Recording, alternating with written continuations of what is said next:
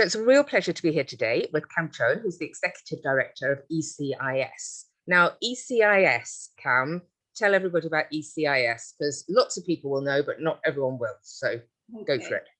Hi, Helen. Great to be with you today. Thank you for this opportunity. I've really enjoyed working with you and talking to you for the last couple of months. Oh, feelings mutual. So, ECIS is the Educational Collaborative for International Schools. We were founded in 1965 and we're a not-for-profit membership organisation. Okay.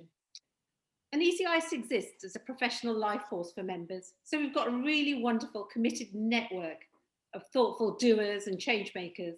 And our membership is now in over 425 schools, 50,000 passionate educators and leaders of schools, and it's in over 80 countries and on 6 continents. And what we have is a purpose. And our purpose is, together, we're trying to create a movement to change the way that the world learns. One of the ways we're trying to do this is by prioritising care for humanity and global impact. How can we look at those things? However, this year at our leadership conference, which I think you attended, Helen, we did change what ECIS stood for just for the duration of the conference for our delegates. Oh, yeah. E became for equity, creating equitable opportunities for everyone, regardless of their backgrounds, and commitment, for us to have the commitment to drive change and realise it's not just a one-time action or a one-time little PD thing we're doing, it's a lifelong commitment. And I became for intentional, to be intentional in being inclusive, and taking intentional actions to be more inclusive. And finally, a really important one that connects us all is stories. We need to always think about people's stories. Each of us has a story. And the more we know about each other's stories, the more we can relate to it and be motivated to create safe, inclusive and welcoming environments for everyone. So can I just a little question there, because I mean that is just amazing. I'm now getting goosebumps just listening to that. But the can I just check, is it the school who is the member or is it the educator who's the member? So the school is the member, but within the school, each person that works within that school becomes a member. So they can access the events. As you know, we run lots of free events. Yes. Wellbeing cafe, maths workshops, one of my favourites. We run those free. So anybody in that school can then just register and attend those events. Yes, yeah. Now you said there one of my favourites, because this is about personal passions, and I know that you've got some particularly strong personal passions.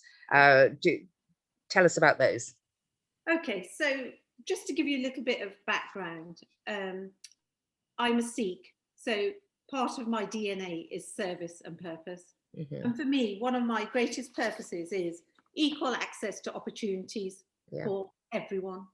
You know, not just for those people that have those parents that have the networks that can provide them with access to those things. So for me, my dad came from India and he was a bus driver. So for me to be able to get to this platform, it, you know, it shocks everyone because my parents weren't able to guide me in my education or in my career. So, but I want everyone to have that access. I want equal access for everyone, not just for those people that have the background that can get them to those places. So what do you see ECIS as a way of enabling that for you? Yes, so we set up a mentoring platform to do that. So what I've realised now that I turned 50 this year, so through my career, it's a great age to be, Kam, a great age. I can take your word for it, Helen. So as my career as an educator, I've always helped students find jobs with their CVs, interviews, all those things. But then it dawned on me that there's only a certain number that I can help. So ECIS has given me that wonderful platform where I can talk to my colleagues, heads of schools, and through that platform, I want to get everyone on board. So what we need to do is not have people like me that can do that. We need to have that, but there needs to be systemic change so that when we see CVs, we don't just think, well, that's a strange university to have been to, or, oh, there's a couple of spelling mistakes on it. Think about the story. Yes. That journey, how did that person get there? Have they Mm, not got anyone that will look over their CV? Do their mm, parents not speak English so they can't help mm. them with their CV and their application letters? You know, so what I want to do is through this platform bring systemic change so that people look at other people differently and think about what diversity brings, that richness that it brings, um, Mhm. improved outputs and all those things. And so what's your plan for that? Do you think it will, I mean, is it a 5-year plan? Is it a, well, it's probably a forever plan, but how big do you want it to get? It is a forever plan, Mm, but it's getting everyone on board. We've had so much interest in the mentoring platform. mm, Lots of our wonderful heads of schools have joined that. mm, We have conversations with people all the time. So I'm talking to ISS, I'm talking to all our partners mm, so that we're all on this journey together mm. where we're really bringing real change. What I Yeah. don't want to happen is where, you know, in schools you have employability week, you have diversity week. What needs to happen within schools? This needs to happen all the time. The thread needs to run all the time through the year, not just on those little pockets of time when we've chosen to look at those things. Does that Mm. make sense, Helen? Makes perfect sense. Makes perfect sense. And it feels like a real purpose for the organization going forward over the next few years.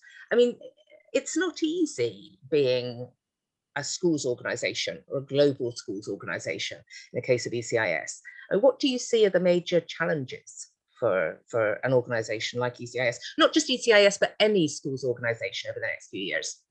You know what it is? I'll tell you what one of the biggest challenges is, and I've been speaking with somebody else about this morning. It's about change and how we deal with change. The world's changed. The pandemic has changed education and the world forever. Mhm. But what we need to do is make sure our students are always expecting change because change Yes. happens all the time. Mm. Recently, in Noah Harari's book, I reread, in 2050, what professions are going to exist? The advancements in technology. What we now have to do with our young people is help them as to what they want to learn. Schooling's no longer about tell, because of the technology advancements. People can access learning. In a digital world, education is no longer just about teaching students something. It's about shedding light on potential strengths that students might want to look at and things they want to focus on. Absolutely. Yeah. And to Mhm, do mhm, this, the 4 C's we need to be teaching them as well are critical thinking, mhm, communication, collaboration, and creativity. And I think those are the things that lots of associations like ECIS are focusing on. You mm. know, the things we need. We here at ECIS have the vision for change. We have the energy for change. And, you know, it's a promise Yes. that we take to ourselves and it's a purpose. Mm. So if you had a crystal ball, because this is a question I Mhm. love asking, if you had a crystal ball and you could look into the future, say 5 years into the future, how do you think international education in particular, or education, any type of education, will be faring? Will it be meeting these challenges that you're talking about? Or what will be the challenges it faces? What will be the case in 5 years' time? Okay, so international educators have done superbly through the pandemic, as has every educator. But lots of schools and governments are looking at what international schools did during the pandemic to try to make learning undisrupted as possible. So I think international schools, by their nature, will continue to be leaders in what's changing. But I think Yes. one of the things we'll have to think about is a more student-led education.